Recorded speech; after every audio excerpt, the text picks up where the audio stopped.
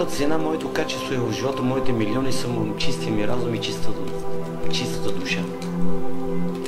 Това са ми били милионите.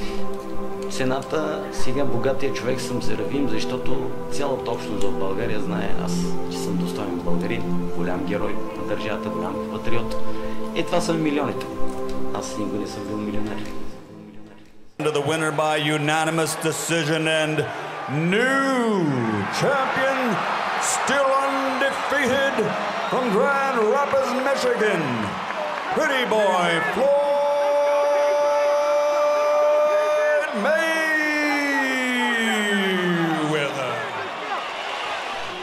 Бог мене не знам с каква душа и с какво мислене ме беше направил. Такава любов ме е дал. Патриот голям, обичах си. Държавата, обичах си. Народа. Все съм имал така надежда, че тук, айде положението, викам, че се оправи, все така не може да върви. И съм имал уникални предложения от такива много силни хора, много силни промотори в Америка. Естествено, ще съжалявам много. И то до гроб ще го съжалявам това нещо, защото такива възможности на мен ми се е давало в други държави. Те хората те приемат, а тук в твоята държава не могат да приемат. И затова много съжалявам. Много ще до гроб ще го съжалявам това нещо. Най-много ме е яд, че не можах да взема тази олимпийска титла и то от наши хора ме дойде. И смисъл имаш предвид?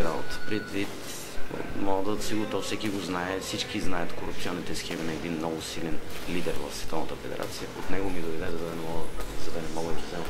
Ти си твой Мейуедър. Имаш ли спомени? Спомням си мача с него, че го победих и как да ви кажа, той не беше много трудно, не съм...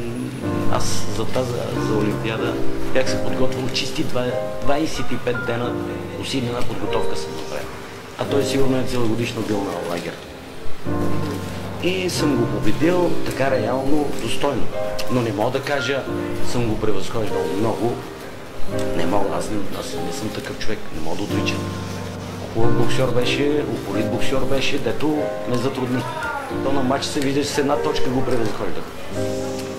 За мен, щом с една точка било различно, много не ме отърваха тия работа, тия матчи, тия победи. Трябва да има разлика към 10 точки, 7, 8, 10 точките, да кажа, това реална победа е било. Искам да кажеш нещо на младите момчета, които се занимават с бокс в България. На тия млади момчета искам да им кажа сега момента как върват нещата. Може би ще се поправят нещата в България. Аз вярвам. Има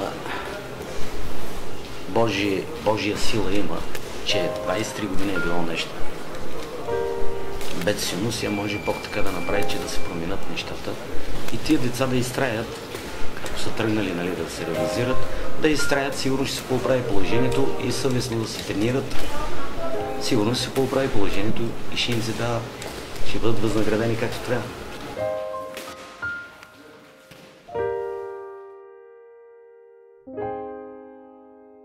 Ако се хвана аз, например, ако иска един реванш мат с мен да направи, мога да не е сериозно, мога да направя, да си качи на Белмекен 3 месеца. Да си влезна в подготовка в режим 3 месеца, мога да види трудничко от мен. Ако че е толкова бил сега, толкова той е в професионалния бокс, постоянно е в подготовка, мога да види трудничко. Къде ще го затрудниш? Ще го затрудна. Не знам сега, не искам да се правя на големия боксер, мога да не го победа, но ще види, много се измъчи с мен.